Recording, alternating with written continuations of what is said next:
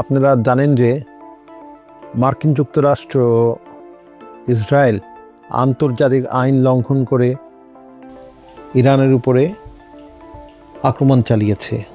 এই আক্রমণ আন্তর্জাতিক আইনের সরাসরি লঙ্ঘন। মার্কিন যুক্তরাষ্ট্র একটা দস্যুর ভূমিকায় আন্তর্জাতিকভাবে হাজির হয়েছে। এটি একটি যুক্তরাষ্ট্র একটি যুদ্ধ মেশিন। তারা একের পর এক যুদ্ধ, বিভিন্ন দেশের উপরে হামলা, কোনো দেশের রাষ্ট্রপ্রধানকে ধরে আনা, হত্যা করা, সারা দুনিয়াব্যাপী এরা একটি সন্ত্রাসের রাজত্ব কায়েম করেছে। আজকে ইরান যত দুর্বলই হোক, আজকে প্রতিরোধ গড়ে তুলেছে।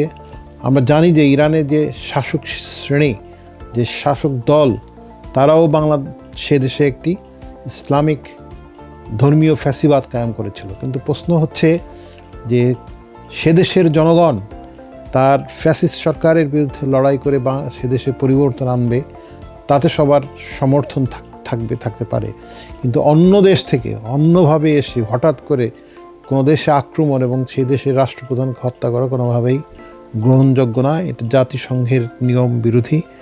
এবং আপনারা জানেন যে এই আক্রমণের পিছনে আমেরিকা কোনো সুনির্দিষ্ট কারণ এখনও দেখাতে পারেনি। একবার বলছে তারা রেজিম চেঞ্জ, সরকার পরিবর্তন। একবার বলছে, রুবিও বলেছেন যে তারা ইসরায়েল আক্রমণ করত, সেই কারণে ইসরায়েল আক্রমণ করলে ইরান বিভিন্ন দেশের তাদের ঘাঁটিতে আক্রমণ করবে, সেই জন্য তারা এই আক্রমণের সহজ সমর্থন দিয়েছে। অর্থাৎ তারা এই আমেরিকান রাষ্ট্র আসলে একটা ইসরায়েলের কলোনি, ইসরায়েলের সাবজুগেশনের মতো চলে গেছে এবং আমেরিকান স্টেটকে ইসরায়েল তাদের মতো করে ব্যবহার করছে। এই ওয়ার মেশিনকে তারা মধ্যপ্রাচ্যে তাদের আধিপত্য বিস্তারের জন্য ব্যবহার করছে। এবং আমরা দেখলাম যে এই আক্রমণের পরে বিভিন্ন দেশ বিভিন্ন ধরনের অবস্থান নিয়েছে। বাংলাদেশ বিশেষত, বাংলাদেশের অবস্থান অত্যন্ত গ্রহণযোগ্য নয়। কেননা প্রথমে তারা ইরান কর্তৃক বিভিন্ন প্রতিবেশী দেশে ইরানের আক্রমণের নিন্দা করেছে। আপনারা জানেন যে ইরানের পৃথিবীতে আমেরিকার এই যুদ্ধবাজ আমেরিকার 800-র মতো সামরিক ঘাঁটি রয়েছে এবং মধ্যপ্রাচ্যের বিভিন্ন দেশে কুয়েত, কাতার, বাহরাইন, সৌদি আরব, জর্ডানে এদের সামরিক ঘাঁটি রয়েছে। সো ইরান স্বভাবতই মার্কিন সামরিক ঘাঁটিতে বিভিন্ন দেশে তার প্রতিবেশী দেশগুলিতে যে সামরিক ঘাঁটি রয়েছে সেখানে আক্রমণ করেছে। এবং বাংলাদেশ ইরান কর্তৃক এই মার্কিন সামরিক ঘাঁটিগুলিতে বিভিন্ন দেশে আক্রমণের নিন্দা করেছে। প্রথম তারা আমেরিকা এবং ইরানের উপরে আক্রমণের নিন্দা করতে পারেনি তারা শুরুতে, এবং তারা পুরোপুরি বাংলাদেশের জনগণের যে অনুভূতি তাকে তারা চরমভাবে বুঝতে এবং প্রতিনিধিত্ব করতে ব্যর্থ হয়েছে। দ্বিতীয় ধাপে সরকার ইরানের উপরে হামলার নিন্দা করেছে, কিন্তু তারা যুক্তরাষ্ট্র এবং ইসরায়েলের নাম নেয়নি। একইভাবে আমরা দেখি যে জামাতে ইসলাম ইরানের উপরে হামলার প্রতিবাদ করেছে, কিন্তু তারা ইসরায়েল এবং আমেরিকার নাম পর্যন্ত মুখে নিতে পারেনি। এদের সাথে 1971 থেকে বাংলাদেশের যুদ্ধের সময়, স্বাধীনতা যুদ্ধের সময় থেকেই এদের সাথে, আমেরিকার সাথে এদের প্রীতির সম্পর্ক। বাংলাদেশে জাতীয়তাবাদী দল, শাসক শ্রেণী এবং জামাত ইসলাম উভয়েরই মার্কিন সাম্রাজ্যবাদের সাথে সম্পর্ক রয়েছে এবং তাদের স্বার্থ তারা রক্ষা করে চলে। আপনারা জানেন যে সাম্রাজ্যবাদ, এটি বিশেষত মার্কিন সাম্রাজ্যবাদ is a permanent military economy. এটা একটা স্থায়ী যুদ্ধ অর্থনীতি এবং এইটার একটা হচ্ছে পেন্টাগন, অস্ত্র উৎপাদনকারী কারখানা, কর্পোরেট ঠিকাদার, এরা মিলে একটা ব্যবস্থা এবং অর্থনীতি দাঁড় করিয়েছে, যারা প্রতিনিয়ত যুদ্ধের মধ্যে দিয়ে অন্য দেশের সরকার পতন, অপহরণ, সম্পদ লুণ্ঠন এবং নতজানু অধস্তন করা, এই প্রক্রিয়ার মধ্যে দিয়ে বিশ্ব অর্থনীতিতে তাদের আধিপত্য বজায় রাখতে চায়। বিশেষত এই যে লক্ষণ আমরা দেখছি, মার্কিন সাম্রাজ্যবাদ বিভিন্ন জায়গায় হামলা করছে, ধরে আনছে, অপহরণ করছে, এটা কিন্তু তাদের শক্তির লক্ষণ না, এটা তাদের পতনের লক্ষণ।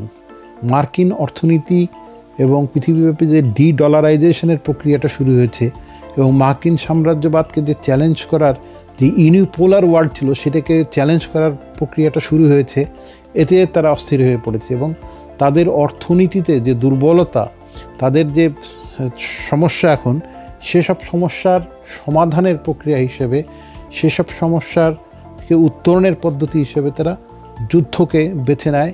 এটা একটা ওয়ার ইকোনমি যেটা ইম্পেরিয়ালিজমকে টিকিয়ে রাখে। অনেকে আজকের যুগে এসে বলেন, বিশেষত সোভিয়েত পতনের পরে, যে সাম্রাজ্যবাদ কথাটা বলা যাবে না। এটি একটি ভুল ধারণা। ক্যাপিটালিজম হলেই যে কোনো দেশ সাম্রাজ্যবাদী হয় তা না।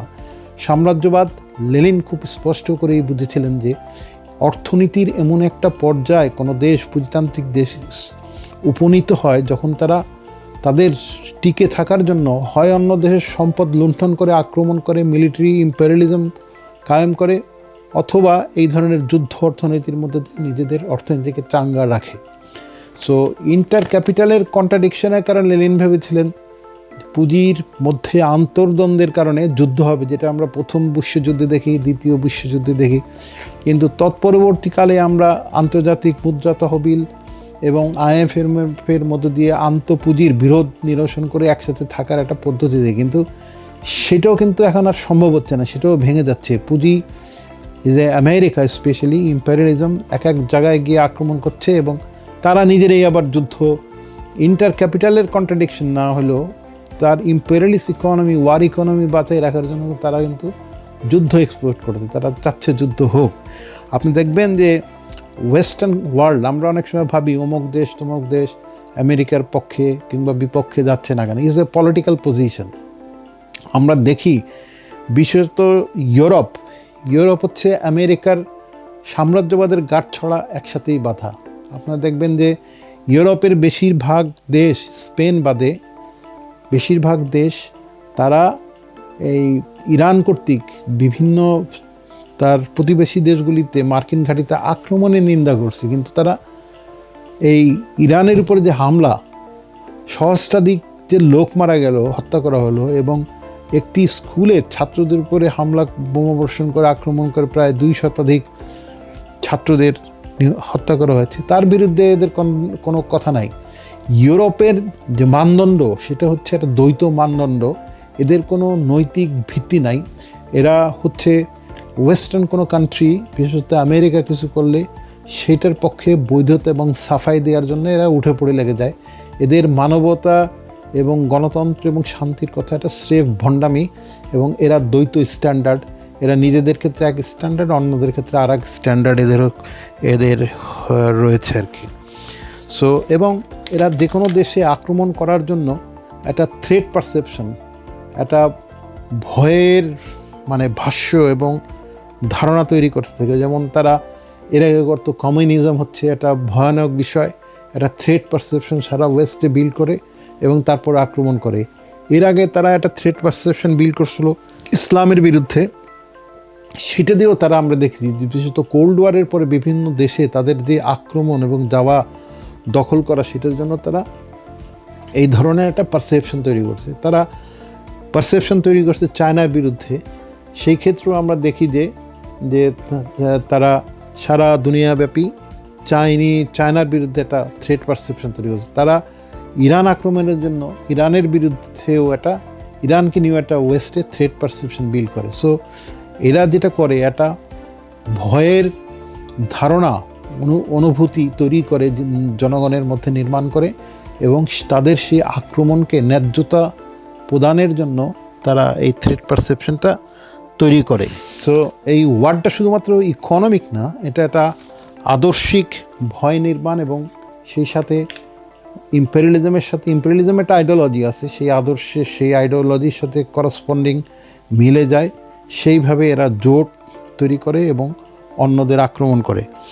এবং এই যুদ্ধের একটা আর একটু বলতে চাই, যেটা হচ্ছে যে আমেরিকা এই যুদ্ধের একটা ইম্প্যাক্ট বাংলাদেশের উপর হয়েছে। বাংলাদেশের অর্থনীতি কেন্দ্রীয়ভাবে যুদ্ধ অর্থনীতির অন্তর্ভুক্ত না হলেও প্রান্তিক দেশ হিসেবে, এবং আজকে যে গ্লোবাল ফাইন্যান্সিয়াল সিস্টেম, বৈশ্বিক অর্থনীতির দিক থেকে প্রান্তের দেশ হিসেবে বাংলাদেশও এই যুদ্ধের পরোক্ষভাবে এর শিকার এবং এর প্রতিক্রিয়ার সম্মুখীন বাংলাদেশ হবে। বাংলাদেশে কি হতে পারে? একটা হচ্ছে যে আপনারা জানেন যে ইন্দো প্যাসিফিক যে ট্রিটি আছে সেটার মধ্যে কিন্তু ভারত আছে, এবং এই ইন্দো প্যাসিফিক ট্রিটিটা কিন্তু চায়নার এগেনস্টে। এর মধ্যে ভারত ইতিমধ্যে আপনারা জানেন কট্টর হিন্দু মৌলবাদী রাজাকার নরেন্দ্র মোদী ইসরায়েলে গিয়ে তাদের পার্লামেন্টে গিয়ে ভাষণ দিয়েছেন এবং ইসরায়েলকে তাদের পিতৃভূমি হিসেবে ঘোষণা করেছেন। সো এই আমেরিকান যে কনফ্লিক্ট তার মধ্যে কিন্তু ভূ রাজনৈতিক দিক থেকে বাংলাদেশকে যুক্ত করা হচ্ছে এবং বাংলাদেশে চাপের মধ্যে আছে এবং বাংলাদেশকে চাপ দেওয়া হচ্ছে এশিয়া প্যাসিফিক এই ট্রিটির মধ্যে যুক্ত হওয়ার জন্য, ইন্দো প্যাসিফিক ট্রিটির মধ্যে যুক্ত হওয়ার জন্য। এবং আপনারা জানেন যে বিপুল সংখ্যক মানুষ মধ্যপ্রাচ্যে কাজ করে। সো আমাদের শ্রমিকদের কাজ চলে যাওয়া, তাদের জীবনের নিরাপত্তা এবং রেমিটেন্স প্রবাহের ক্ষেত্রে এটা একটা বড় ধরনের প্রভাব রাখতে পারে। এবং প্রযুক্তি আমদানি, বাংলাদেশের সাথে যে বাণিজ্য চুক্তি করা হয়েছে আমেরিকার, আপনারা জানেন যে অন্তর্বর্তীকালীন ইউনূস সরকার ক্ষমতা ছাড়ার কয়েকদিন আগে এবং তার প্রতিরক্ষা মন্ত্রী খলিলুর রহমান মার্কিন এজেন্ট এবং ইউনূস নিজেও একজন মার্কিন এজেন্ট, তারা যে চুক্তি করেছে সেটার পুরোপুরি বাংলাদেশের স্বার্থ বিরোধী। সেই চুক্তিতে আমেরিকার থেকে বোয়িং এবং আমেরিকা বাংলাদেশে কৃষিতে, লাইভ স্টকে তাদেরকে আমদানি করতে হবে এবং এগুলিতে নন কাস্টম যে কমপ্লায়েন্স আছে সেগুলিও মানতে বাধ্য না। অর্থাৎ আপনি একটা খাদ্য পাঠাবেন, সেই খাদ্যের গুণগত মান বাংলাদেশ টেস্ট করবে সেটারও কোনো সুযোগ থাকবে না আর কি। এবং আমেরিকার কাছ থেকে অনেক বোয়িং কিনতে হবে, এই সব আর কি টোটালি বাংলাদেশের স্বার্থ বিরোধী একটা চুক্তি। মার্কিন সাম্রাজ্যবাদ বিভিন্ন দেশে চাপে ফেলে এগুলি করছে।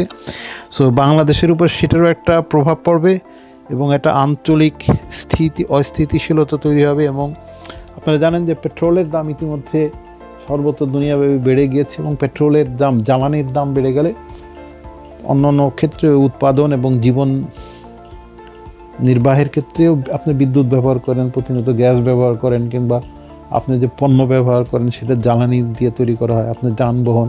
সো জীবনযাত্রার ব্যয় এবং অর্থনীতির উপরে, দরিদ্র মানুষের উপরে চাপ তৈরি হবে। বাংলাদেশের রেমিটেন্স কমে যেতে পারে, শ্রমিকদের কাজ চলে যেতে পারে এবং বাংলাদেশ একটা নতুন ভূ রাজনৈতিক থ্রেটের মধ্যে পড়তে পারে। ইন্দো প্যাসিফিক চুক্তিতে বাংলাদেশকে বাধ্য করা হতে পারে, নানা ধরনের বিষয়ের মধ্যে আমরা পড়তে পারি। সো যেইটা হচ্ছে এই দানব, এই যে ট্রাম্পের মতো একটা অসুর, এই যে একটা দানব তৈরি হয়েছে, যে দস্যু তৈরি হয়েছে, বৈশ্বিক দস্যু, যে দুনিয়া ভরে আজ একে ধরছে ওকে মারছে।